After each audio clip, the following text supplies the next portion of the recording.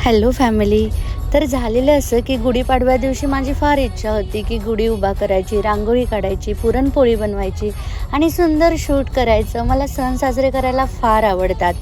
पण काय झालं ना, जर्नीमुळे सकाळी मॉर्निंगला स्टार्ट केलेली, त्यामुळे हे सगळं शक्य झालं नाही. पण पुन्हा वेळ झाली पांडुरंगाच्या दर्शनाला जायची. हॅलो.